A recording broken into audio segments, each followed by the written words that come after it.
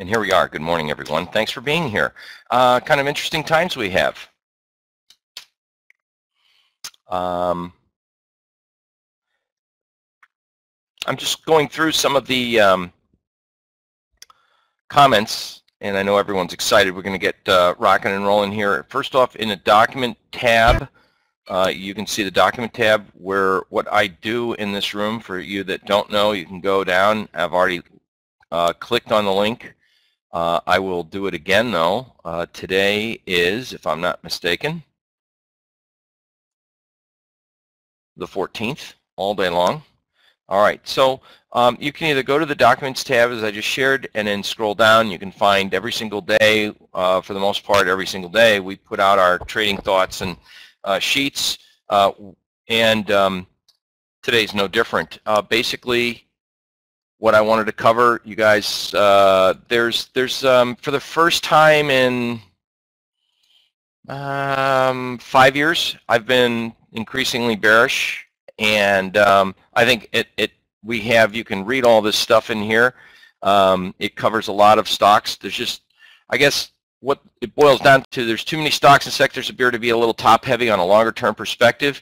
And if I can get this out of here, we just start taking a look top-down approach. This is obviously the S&Ps. This is a daily chart from the year. You can see we've been almost in a perfect channeling. I mean, we dropped through what my style of trend line analysis is not to draw on the exact low. I mean, they're arbitrary. I like to look at the average lows. We've been hovering against a longer-term resistance chart over time. And we're now just starting to see, if you can take a gander down here at the bottom of your screen, this is the an advanced decline comparative ratio line exclusive to just the S&Ps. As the pricing is making, or as the index itself is making newer highs, we're starting to see a divergence within the AD line. So that's a cautionary warning sign. Obviously, we've seen, and everyone's probably fed up of hearing about the Russell, the small cap, but quite frankly, we did make a newer high on a closing basis by just a few ticks here. Volume was lighter, a little divergence there on OBV, and again, we had a lighter reading in the advanced decline on the Russell 2000. That's the AD line just on the Russell 2000. The Qs, which back in May and April, late April, early May, we were bullish on the Qs, or in the technology space, and I think it's now getting a bit overplayed. Both the AD line from just a very small one-day correction, we came back, and then note Friday, we're pretty close to where we ended the highs on the Qs, and yet the AD line didn't come back that strongly. So we'll give it a little chance. Moral of the story, for a long time now, long being 4 months, I was looking for strength headed into July, approximately the third week of July. This is the third week of July. So from a cyclical standpoint, I was looking for a top formation to occur from cycle analysis. Now, cycle analysis is great. It's great when it works, and it's not great when it doesn't work. So I mean, just like any form of technical analysis, whether it's Elliott wave, Fibonacci, whatever you're using, it's all great when it works. It's fabulous to be able to outshine and say, hey, I predicted the top of the market. I think that it's best to use cycle analysis as a cautionary warning first, and then use other technical indicators to confirm. And so that's what my message is here. So I just see, when I look at the technology space and I hear everyone's, saying now's the time to get into large cap tech stuff, Microsoft, Intel, things of that nature. Now, back in May or April, a lot of, acclaimed forecasting technicians were claiming that the market was going to crash and burn. And now those same technicians are saying you got to get long this sector. I look at the NASDAQ Composite Index, and I look at the daily charts on this, and I go, interesting, these are daily charts now. and I go, wow, the advanced decline, while we have made significant higher highs, we've kind of weakened the advanced decline in the NASDAQ composite, not the Qs, the composite index. So that's kind of another warning shot. So I've got, on this board, I've got the fact that the S&Ps are near a longer term resistance, which means we could shoot up. Okay, so I'm gonna believe it or not, some people have asked if I would record this, and I didn't. We'll do it now, and then we'll just jump right through it. PNS, what's today? 7/14/2014. Wow, that's kind of like a numerology type of day, right? 7, 2 times 7 is 14. It's the 14th day of the 14th year of the new millennium. Wow. Well, I'm welcome, everyone. A numerology day. So anyway, here we go. Looking at the market today for the week of 7/14, we have an interesting situation, and the situation is we have a timing event that I've looked forward to since about the late April, early May time period, and we're looking for a cycle high due this week. So in my longer term analysis, we potentially could see a blow off top, or we could see the market, if it is a cycle high, we could see the market at least come back and test this upper boundary of this longer term trend line. And if you note where we could be on a weekly basis, we could take out the highs, be up in here, but I believe that at this point in time, everyone needs to heighten their awareness that the fact we're starting to see some divergences in market internals, not just in the one index that everyone gauges their market internals off of. Many traders and indicators, the ARMS index, the TRIN, a lot of educators all look at market internals based on the NYSE. I don't gauge, in fact, a lot of popular, very important trading platforms. If you look at their advanced decline, it's on the NYSE Composite Index. Great broad-based index, unfortunately, contains a lot of interest rate sensitive products, and so therefore you could get a false reading. But nonetheless, people do look at the NYSE. I like to look at, if I'm trading the S&Ps, if I'm looking at the Qs, if I'm looking at the diamonds, the Russell, the NASDAQ Composite Index, and the NYSE, I look at market internals on all of these various sectors. And so, you know, it may be confusing, but it gives me a better gauge of the broader sense of the market. In a term broad, you can't get much broader than looking at all top 6 indexes. So with that said, what am the moral of the story? This week, I'm looking for a potential blow-off top in the market. The Russell continues to, if it does have a rally up in here, I think we need to respect the fact that last week, not only did we form I guess you want to call that I mean, that's a goalpost double top right there, right? And first and foremost, we want to say congratulations to Germany. What a win, right? The World Cup. I mean, I know Americans are more baseball, football, soccer, lacrosse, hockey. I mean, they'll watch any sport before they watch soccer, but that really was an exciting event, especially as, you know, since the U.S. did lose to Germany, Germany won the World Cup. It makes it feel kind of good. Our goalie was sensational against their shooters, and quite frankly, it was, let's not take anything back from the Germans. They played clean, they played great, and boy, they were outstanding. So with that said, you know, I thought it would be apropos to kind of say, boy, how did they do it? Well, they did a lot of teamwork by passing, and they did it one kick at a time, literally, and they did it one goal. So they did it one kick at a time, and they got it to the champion and won the World Cup. So anyway, we should give them congratulations. They showed just what you want to see in a professional team. Sportsmanlike conduct. They weren't dirty. They didn't. They passed. They were team players, and they did it one kick at a time. So in any event, how do we do our market analysis? One trade at a time. That's about the bottom line. That's how you do your trading, one trade at a time. I'm looking at a weekly chart here of the Russell, and the weekly chart looking at the AD lines suggests that while last week we had an amazing, what we would call, not quite an engulfing pattern of this week, but we did close below the lows of the last 4 weeks, or the average of the last. If you include this low and that low, you add up all these lows, we closed below the average of all those lows. We also formed a pattern that we've acknowledged as the low close doji. And basically, you close below the low of this doji. Now, when we get this type of a severe decline, like, for example, over here, typically you may find the market to rally back a bit. And I am looking for the market because I think it was a little bit overdone and it didn't join the other indices. So we are looking for the Russell, as measured by the IWM, to possibly rally up. Maybe we can get back up into the 118.40 or something of that nature. What we want to watch for this week, though, if you look over here, you note that, for example, the market generates a weekly sell signal, but it generated a weekly sell signal when the advanced decline rose. Do you see that little anomaly? The yellow line down here from this week to that week, prices were down, but the advanced decline was up.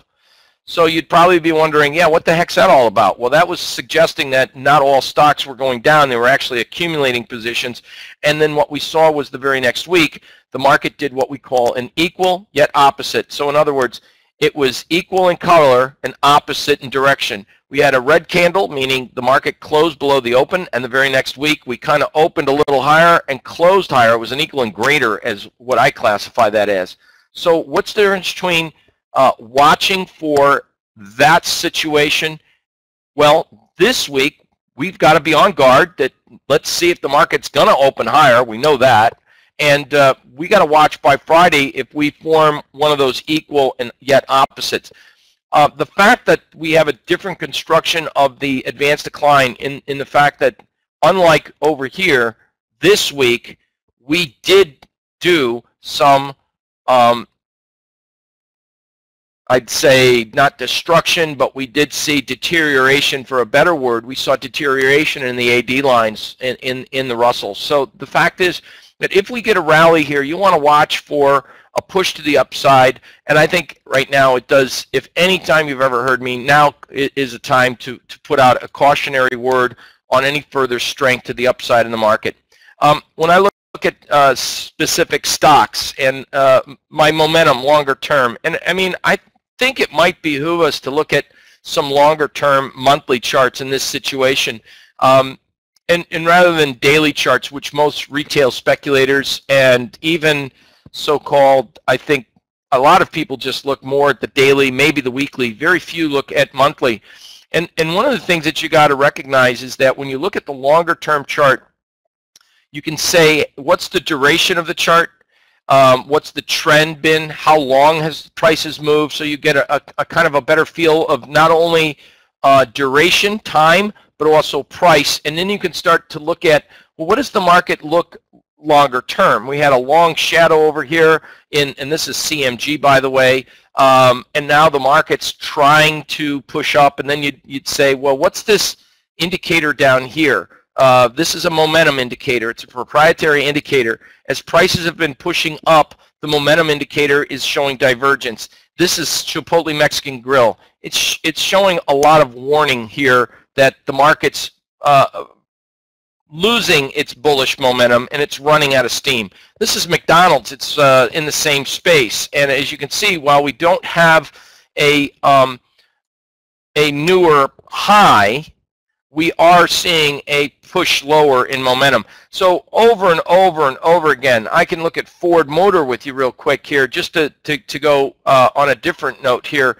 And Ford Motor, as we have seen a breakout, it looks great, but everyone may forget that back here in early 2011, right, we were up at this level. So we are forming kind of close to a resistance. So what I would say is, while we might have some more, a little more upside in markets, the monthly charts are showing that we're kind of running out of steam, and it's getting a little tired. So you want to be a little careful.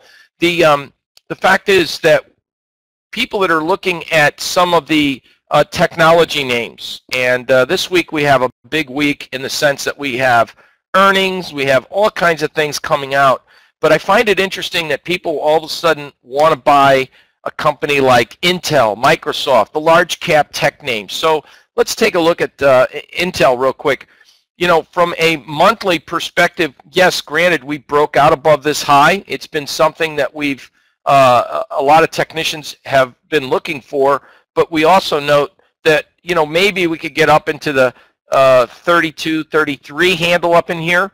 And so I would be very concerned that the fact that while we've had an ABC measured D wave, right, we've seen this market since the 09 low try to move up, and now it is, and now people are getting bullish at this point in time.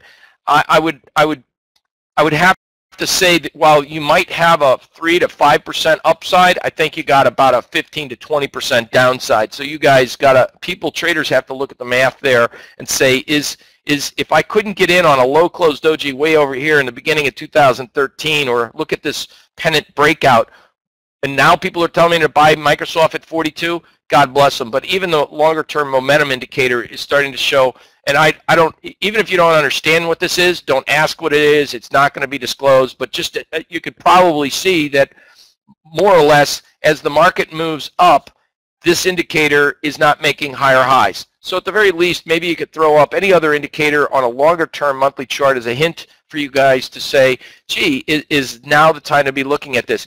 While I don't have a short-term trigger to go short, I do have a cautionary flag. And the problem is here, one of these days we're going to walk in and you're just going to find this stuff sharply lower. So I think it is not just a cause for concern, but now is the time that I think in certain stocks, in certain areas, as we get into earnings season, maybe look as we pass this week, instead of pricing out and picking out the exact stock to move, which is obviously the most profitable way to trade, is to pick the right stock rather than look at the overall sector or the overall index, in the sense that if you get a 5 or 10% move in a stock, you might get a 1 or 1.5% move in an overall index. So from a percentage price move, it's better to, you know, be a stock picker and to pick the right direction.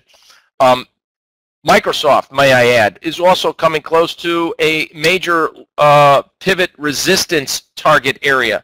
So I'm picking on the technology space because, number one, it does actually lose its seasonal strength in the month of July. When I look at names like a Monsanto, which just a few days ago, if many of you guys might want to see, and this is just the case in point, Monsanto was looking, it gapped higher, and everyone was looking at this thing, and it just sounded great, and it was just a darling, and I know they covered it, and all of a sudden this thing, you know, has just gone from a peak of close to 120, a little over 129 to 120. We started to lose a little bit of the bullish momentum in this stock. We lost some decent volume in this stock. All of a sudden, we went from how great this stock is to, gee, why didn't we see that one coming? And the moral of the story is this is the kind of thing that as you start to see markets making higher highs. But one thing I want you to focus in on is the fact that while we're making higher highs, you'll note that as we make these higher highs, they're not as high. Each respective new high is not as high as they once were. So the trend is starting to get a little tired here. And as we press on towards this longer term top here, I think that at the very least we can see names, maybe if they did return to trend. Let's define what the trend is, because this is in the sheets that I wrote about our market thoughts and concerns. So if at the very least simple analysis says this is a trend line of resistance and this is a trend line of support, a channel, gosh, we've already hit the top end of this resistance line. There's the parallel resistance line. We hit the top of that. What would happen if we got back down to the bottom of this trend line sometime over here? So you're back down to maybe about 108, 105, something like that. And then we'll see what happens from there. But the moral of the story is I think that this market here it has been demonstrating some signs of caution up here for the first time. And one of the things that I think, if you do look through here, we had there's so many energy stocks that look dismal. There are just too many stocks to name, but of course Chesapeake was a favorite not long ago. Just there are the names right there. You can take a look at those yourselves. And then all of a sudden in the insurer sector, which is the KIE, you take a look at THG, PGR, and even Allstate. In the materials sector, PX generated a weekly sell signal with bearish stochastics reading.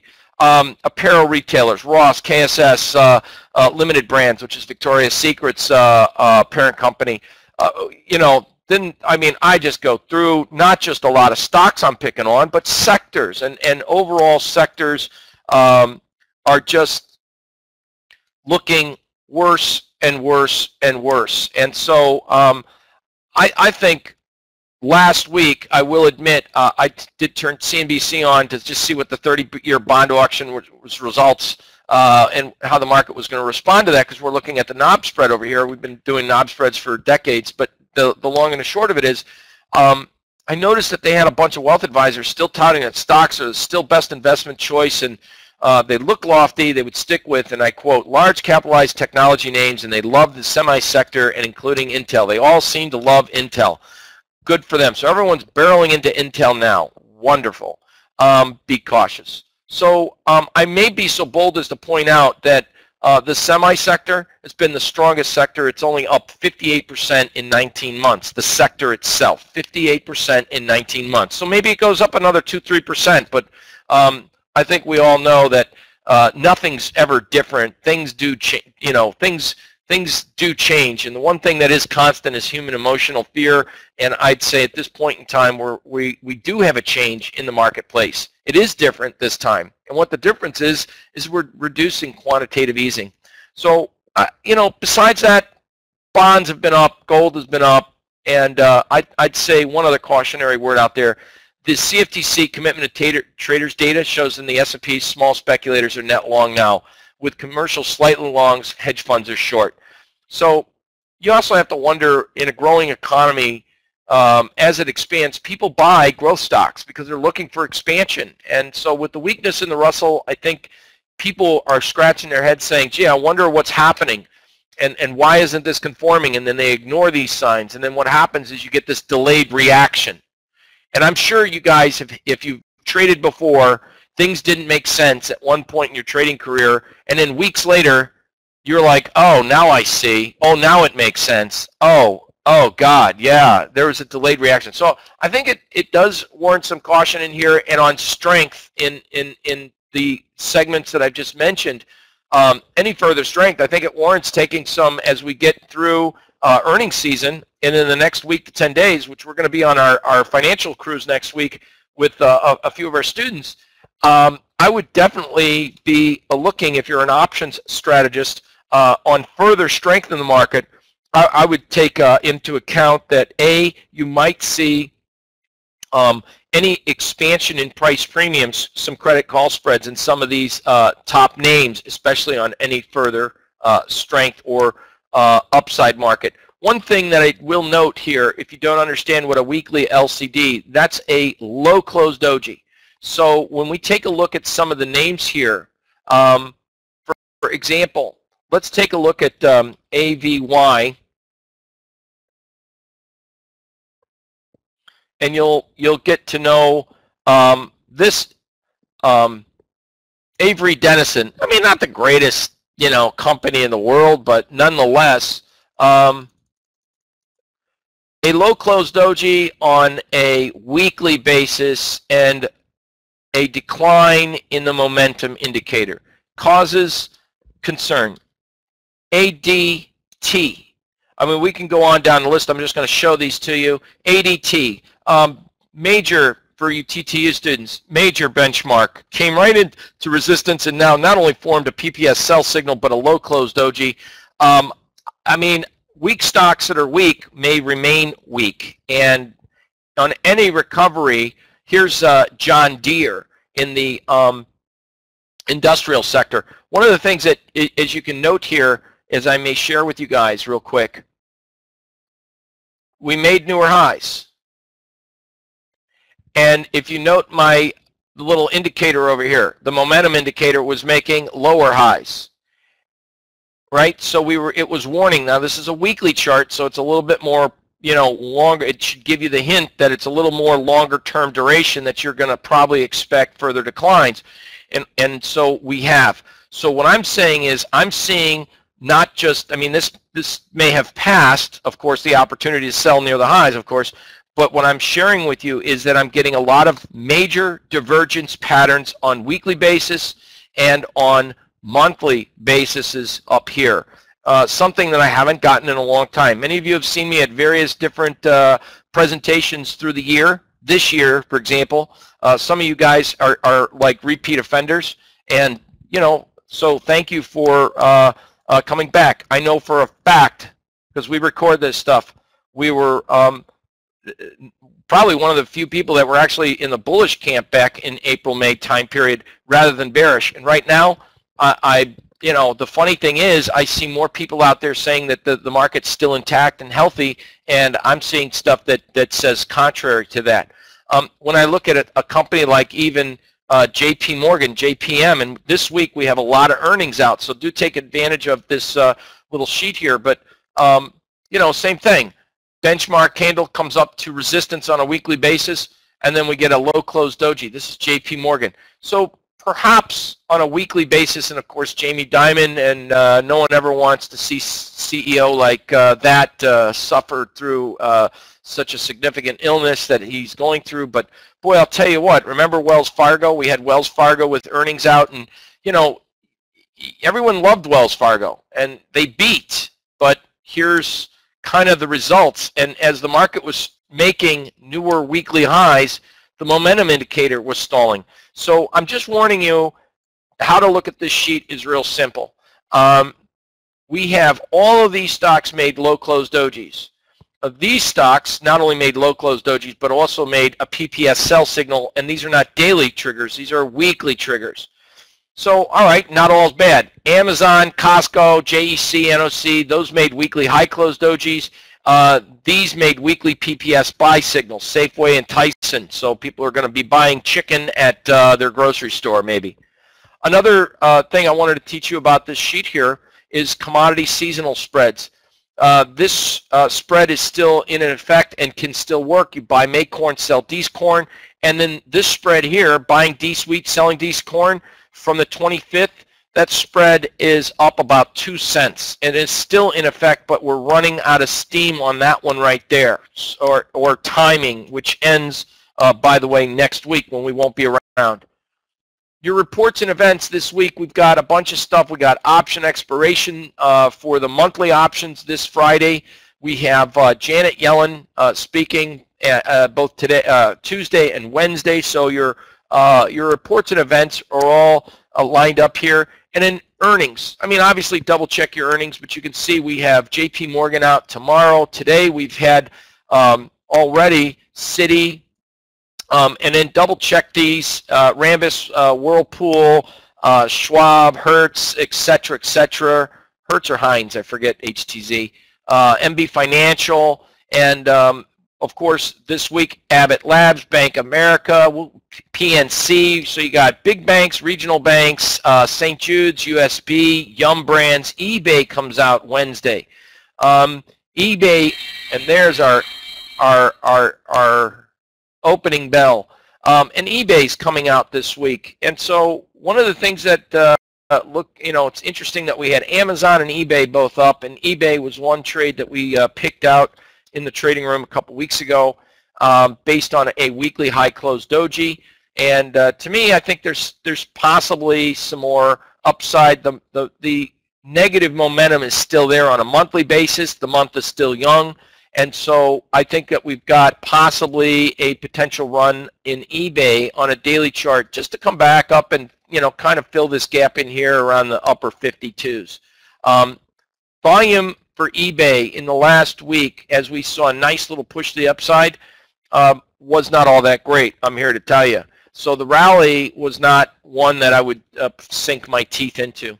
So I think the sheet we could spend all day talking about this sheet. It's designed for the week, but I think you can read through it, and you can take a look at some of these sectors that we talked about. But I think one of the most interesting aspect is the S&Ps showing the COT data and the market being up. And for those, as a quick announcement in conclusion, last week we did a webinar. We offered this. We had several, meaning I think 3 or 4 phone calls that people couldn't find the link. We had this offer, and it because we came into the office and there were these messages here that people couldn't get the link. If you are one of them, may I just remind you, it was our special courses. The link will be down. They are $89. The link is right there in posted if you wanted to take advantage of that. You need that special link. If you don't have that special link, or if you did not find it, you may want to click on that link versus finding out that the trading courses are not $89 every day. In fact, if you go to the store and look at our courses and try to buy the advanced trading course online, it's $489, and that's our pricing for this same course, the advanced traders course. Instead of $489, it's $89. So day traders, you might want to look at that. The advanced trading stock traders, looking at seasonalities with this course, you can actually go and look at all the features that this is an incredible course had to offer, such as what are the last conditional change in the high close, low close, CFTC, all that type of stuff, seasonal patterns. It was a very, I think, a very complete course, and for the price, it's fabulous. So this will come down today, and so for if we had several people that said they had a problem finding it or couldn't get the link, I imagine there might be more out there. I also want to make mention this year we have several events coming up for those that are interested, and we're pretty excited about some of these events. Number one, we've got trading mentorship at sea, and then we will be doing a 2-day seminar event right here in Florida.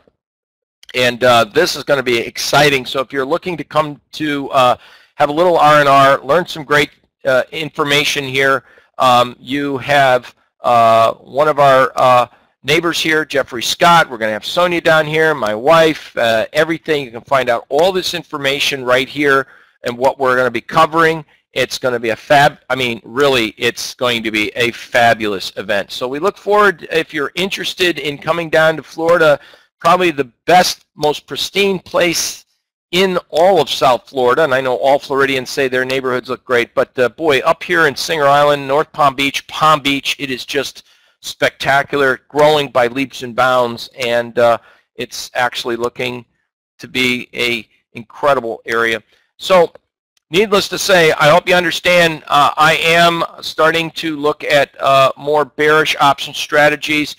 Momentum is starting to even wane on our, one of the things that I'd have to note, that typically we've seen the market kind of open a little, trade lower first, then trade higher, and today we just kind of traded higher first.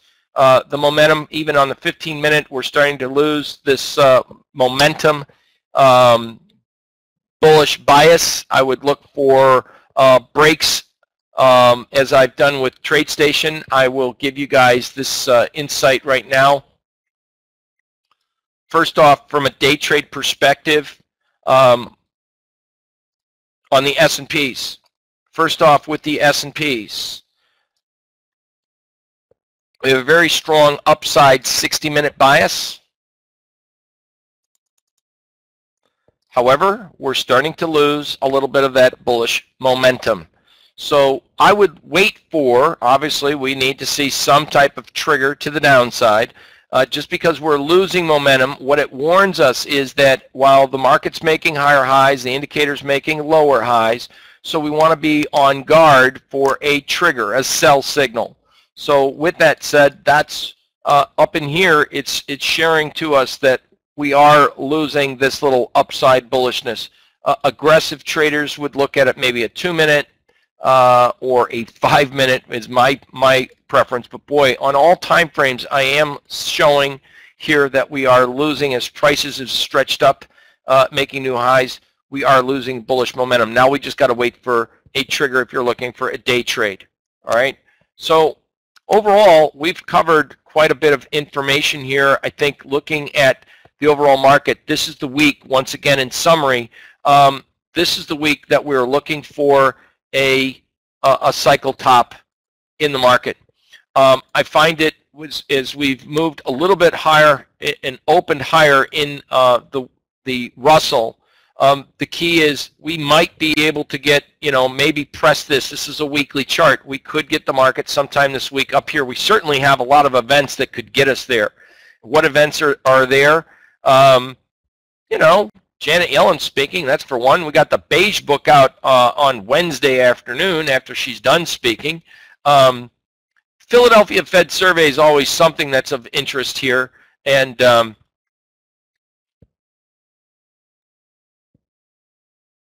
I'm starting to just position myself from a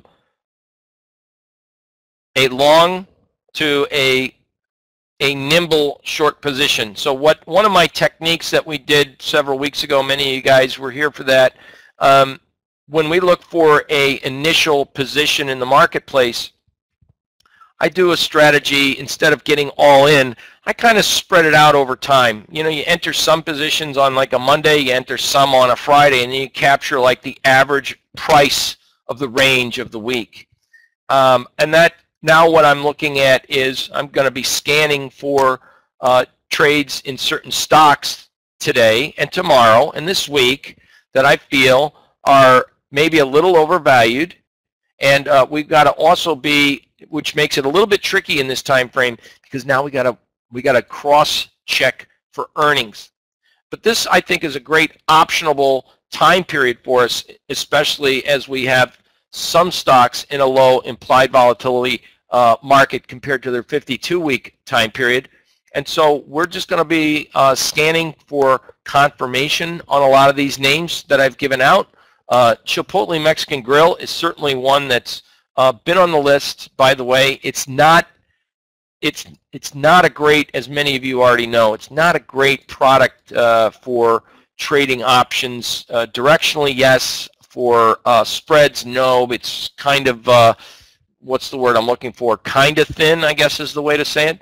But I would look at now a couple. If you note on my board here, you'll start to see like TZA. You'll start to see QID. You'll start to see FAZ. So now I'm starting to look at some of these inverse ETFs that how many people on the news have been touting, everyone's talking about getting long the market. I don't know if anyone's talking about, hey, let's get long or start looking for some triggers in some of these inverse ETFs. One interesting note here on my momentum indicator, this is FAZ, it's the financial inverse ETF, right? So as prices have made lower lows, clearly you can see that, note that my little histogram indicator is making higher lows. I'm sure you can now see we are coming to almost a convergence situation. What's missing? The trigger to go long. So when that does, FAZ is a consideration, a considerable consideration, especially looking at if interest rates change, what's going to happen. I mean, obviously, either one or two things got to happen. Either the economy is doing better and quantitative easing's coming off the table, or that is a fundamental fact. But I can tell you from a technical perspective, something's going to give here. And while it seems a long time, people have not been watching some of these inverse ETFs. I think now is the time to start taking a look at them. QID, another inverse ETF that's off of the NASDAQ 100.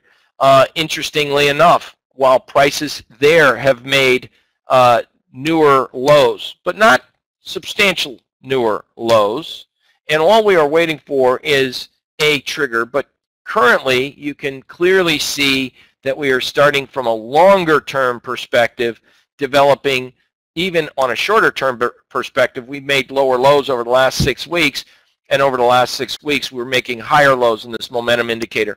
So it is a cause for concern. Even the inverse ETFs are showing something unique, and I think that might be a good way to take some protection. Some of these are optionable and pathetic at that, because they haven't been, no one's in them, no one's using them.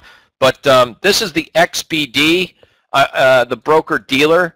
The XBD, in times of slowdown, we've already seen a situation arise in the broker dealer sector.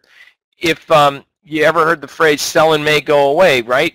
And if this is kind of one of the rough patch of the market and volumes start to decline, then exchanges start to lose volume, trading firms start to lose volume, and trading firms make money either selling products or commissions. And so at this point in time, we've seen a situation arise. We've gone from trend, and now we're in this little consolidation factor here.